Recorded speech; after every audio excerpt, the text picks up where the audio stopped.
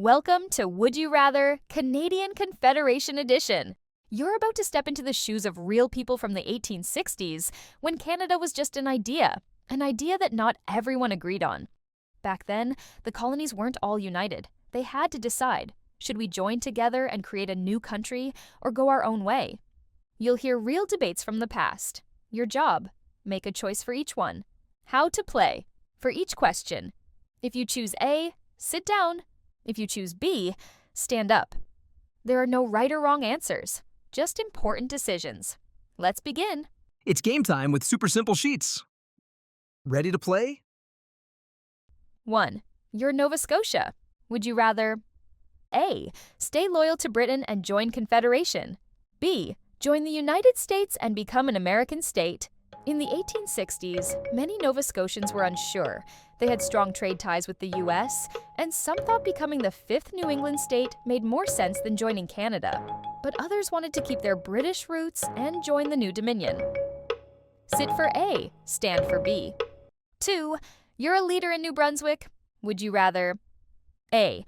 Join Confederation to build a railway and connect to central Canada? B. Stay independent to keep full control over your taxes, trade, and laws? New Brunswick needed better transportation and protection from the U.S., but many citizens were worried that joining a larger country meant giving up power to a distant federal government. Sit for A, stand for B. 3. You're a French-speaking citizen of Quebec. Would you rather A. Join Confederation to protect your culture through provincial rights? B. Stay out to keep full control of your language, religion, and schools? Confederation offered Quebec its own provincial government, but some feared that English-speaking politicians would slowly take away French culture and Catholic traditions. Sit for A, stand for B. 4. You're a Métis person living in the Red River settlement. Would you rather A. Join Canada if you're guaranteed land rights and language protections? B. Refuse to join because you can't trust the Canadian government? The Métis weren't invited to Confederation talks. They wanted their own voice and feared losing control of their land and identity under Canadian rule. Sit for A, stand for B. 5. You're Prince Edward Island.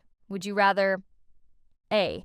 Stay independent and make your own trade and tax deals? B. Join Confederation if they help pay for your railway debts? Prince Edward Island didn't join in 1867. Their leaders worried about being ignored in a bigger country. But when their railway caused huge debt, they looked to Canada for help. Sit for A, stand for B. 6. You're British Columbia. Would you rather A. Join Confederation if Canada promises to build a railway through the Rockies? B. Stay separate and focus on trade with Asia and the U.S. BC was far away, with no easy connection to central Canada. They considered joining the U.S. until Canada promised to build a transcontinental railway within 10 years. Sit for A, stand for B. 7. You're Newfoundland. Would you rather A. Join Canada now for economic help and more trade? B. Stay independent to protect your fishing industry and way of life? Newfoundland didn't join until 1949. People feared losing control over their cod fishery and didn't trust that the new Canadian government would protect their interests. Sit for A, stand for B. 8. You're a black settler in Nova Scotia. Would you rather A. Support Confederation in hopes of equal rights and opportunity?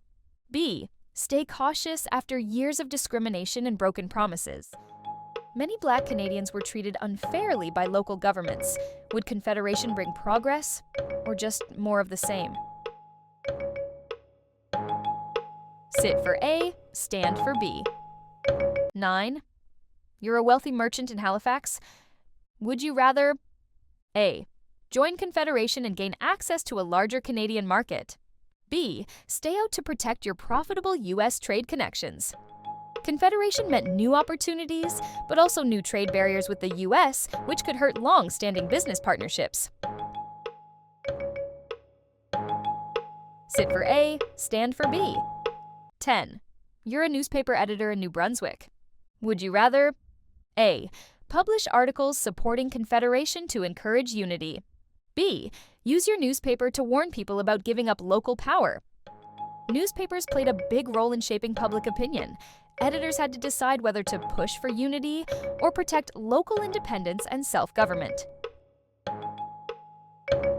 Sit for A, stand for B. 11. You're worried about American invasion. Would you rather A. Join Canada to create a stronger defense together? B. Stay separate and trust Britain to protect you? After the U.S. Civil War, Britain's military presence was shrinking. Some colonies thought they needed a united army. Others believed Britain still had their back. Sit for A, stand for B. 12. You're a young woman in Canada West, Ontario. Would you rather A. Support Confederation to build a stronger future for your family? B. Oppose it because women still have no say in the vote? Women couldn't vote or run for office, but many still had strong opinions about Confederation. Should they support a country they weren't allowed to help build? Sit for A, stand for B. Great work, historians! You just walked through 12 major decisions from Canada's founding. None of them were easy. Every colony had its own hopes, fears, and priorities. Let us know in the comments below which one of these choices would have been the hardest for you. That's how history really works. It's full of tough calls and big dreams. Thanks for playing Would You Rather Canadian Confederation Edition. Thanks for watching. Use code YT25 at supersimplesheets.com to get 25% off. Just for our YouTube viewers and only for a limited time. Browse our best-selling curriculum-aligned workbooks packed with hands-on activities and ready-to-go worksheets.